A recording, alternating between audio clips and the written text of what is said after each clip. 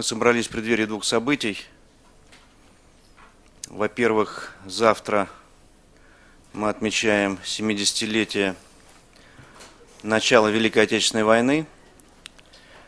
Второе событие – это то, что ровно год назад было создано наше движение, Международное правозащитное движение «Мир без нацизма», объединившее 138 организаций из 28 стран мира.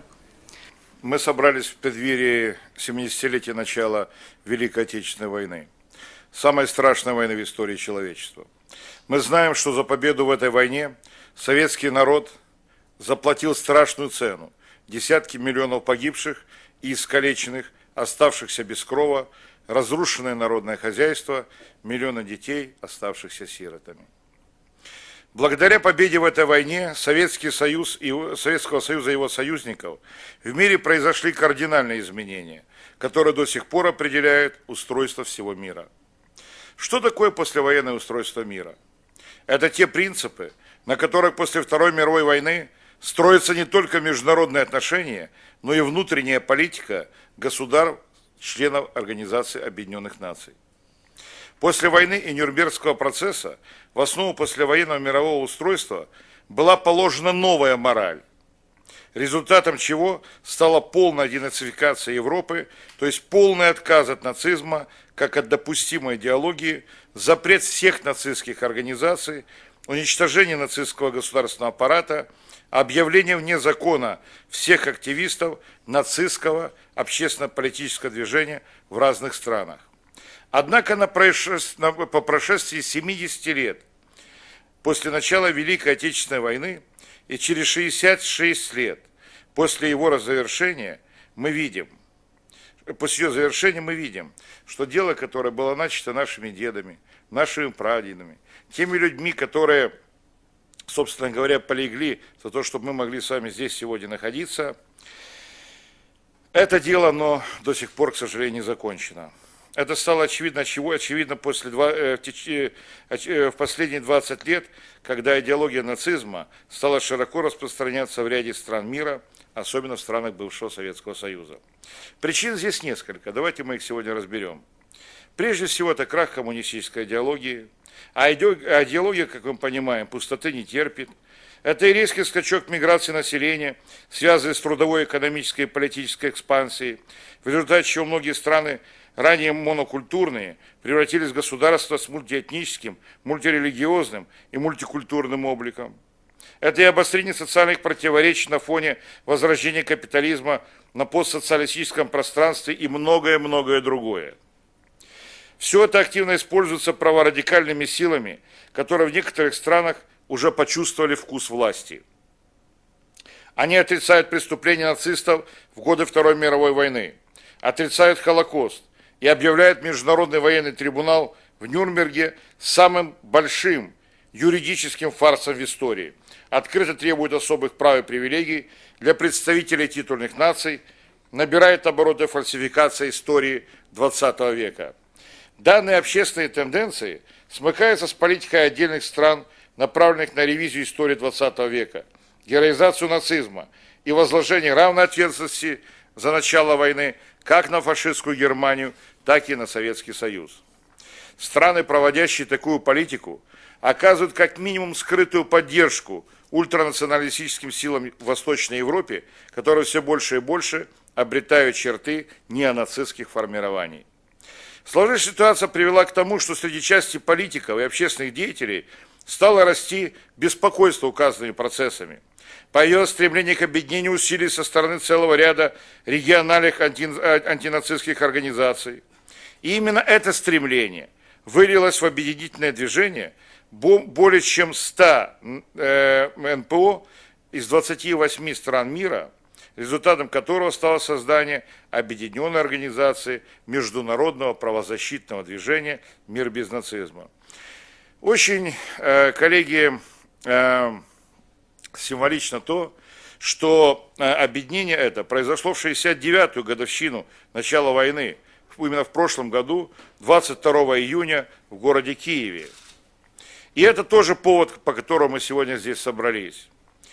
Настала пора подвести первые итоги. Что же мы сделали за год? За прошедший год наша организация не только организационно укрепилась, Создано несколько региональных организаций, среди них Эстония без нацизма, Финляндия без нацизма, Америка без нацизма, Литва без нацизма. Идет процесс создания региональных организаций в России, на Украине, в Молдавии, Польше, Латвии. Налажено те сотрудничество между антинацистскими организациями в разных странах мира, что позволяет противостоять выступлениям нацистских организациях в Эстонии, Латвии, Финляндии, Литве, Чехии и на Украине. Происходит активное сотрудничество на уровне реализации совместных программ с Советом Европы и Организацией Объединенных Наций. О том, что деятельность Международного мира без нацизма,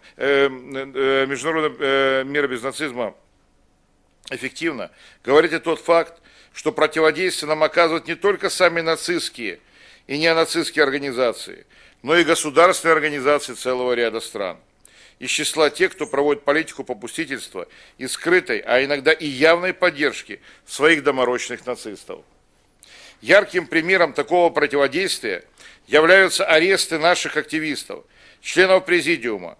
Недавно латвийскими спецслужбами был задержан и выдворен из страны с нарушением всех процессуальных норм эстонский правозащитник Максим Рева. Создание этого прецедента, этих проблем, введение бизнеса нашими активистами в Латвии и Эстонии, судебное преследование члена президиума нашей организации от Литвы Альгираса Палецкиса, публично усомнившегося в официальной литовской интерпретации событий января 1991 года в Вильнюсе и многое-многое другое. Апофеозом неприкрытого давления на международное и особенно эстонское общественное мнение стал очередной официальный отчет эстонской полиции безопасности КАПО за 2010 год, ежегодно публично издаваемый этой спецслужбой. Вообще тот факт, что спецслужба в своем официально публично распространяемом отчете излагает свое отношение к неправительственным организациям или средствам массовой информации, это уже очевидный нонсенс. Особенно если учесть, что эти структуры являются официально зарегистрированы либо в стране принадлежности спецслужбы, которая этим занимается, либо в странах, с которыми у этой страны установлены не только дипломатические отношения, но которые официально являются союзниками или партнерами. Ни одна спецслужба в цивилизованных странах этого не позволяет.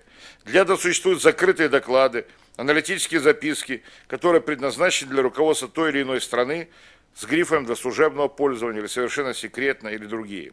Спецслужбы не могут себе этого позволить, во-первых, потому, что их взгляд в любом случае является субъективным, во-вторых, это не их функция, а функция прокуратуры или суда, а в-третьих, потому что такие оценки являются ничем иным, как давление на общественное мнение, прежде всего своей страны. Попробую поспорить с мнением всемогущей КАПО.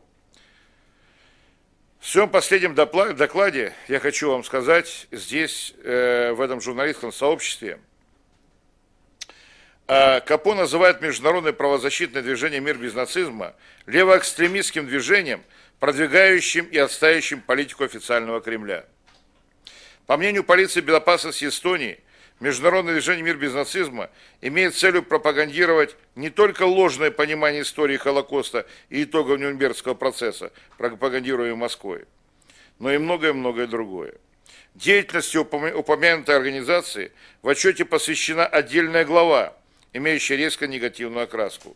Из текста отчета можно сделать заключение, что деятельность международного движения «Мир без нацизма» носит подрывной характер, направленный против основ эстонской государственности. По сути дела, публикация в открытых источниках отчета КАПО есть спецоперация, направленная на дискредитацию неугодных ей неправительственных организаций, в том числе «Мира без нацизма». Кстати, не только «Мира без нацизма», потому что такой же привилегии, в кавычках, удостоена телекомпания Russia Today, например. Мы уже не говорим о том, что публикация такого рода докладов дискредитирует само эстонское правительство, поскольку мировым общественным мнением, мнение КАПО, как государственной организации, на 90% воспринимается как позиция эстонского правительства. Важно другое. Членами «Мира без нацизма» с самого момента его основания являются уважаемые организации, имеющие годами наработанную репутацию неподкупных и беспристрастных борцов с ксенофобией и расизмом. Большая часть из них действует в странах Евросоюза и Соединенных Штатов Америки. Эти организации были возмущены такой оценкой деятельности «Мира без нацизма» со стороны Эстонии, Больше всего их возмутило не только то, что организацию, членами которой они являются, а деятельность которой поддерживают, назвали экстремистской, а то, что пронацистские организации, в том числе организации ветеранов СС и молодежные нацистские движения, чья деятельность направлена на глорификацию СС, а также на вытеснение не эстонцев из общественно-политической жизни страны, остаются вне поля зрения этой спецслужбы. 4 дня назад несколько членов Ассамблеи штата Нью-Йорк участвовали в учредительной конференции «Мира без нацизма» в Киеве год назад и, принимающие активное участие в нашей деятельности, написали письмо премьер-министру Эстонии Андрусу Ансипу, в котором выразили недоумение появлением указанного отчета эстонских спецслужб, а также задали несколько вопросов, касающихся деятельности праворадикальной группы в этой стране. Я не хочу, чтобы отнимали хлеб у моих коллег. Надеюсь, они подробно расскажут о ситуации в этих странах.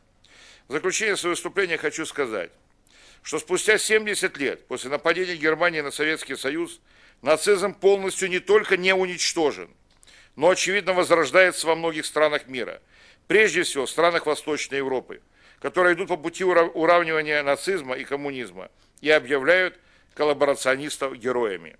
Власти этих стран, демонстрируя симпатии пособников нацистам и навязывая искаженную интерпретацию истории Второй мировой войны, фактически способствуют возрождению нацизма в своих странах, фактически признают себя преемниками сил, боровшихся в одном строю с нацистами, чем грубейшим образом попирают решение, как я уже ранее говорил, Нюрнбергского трибунала.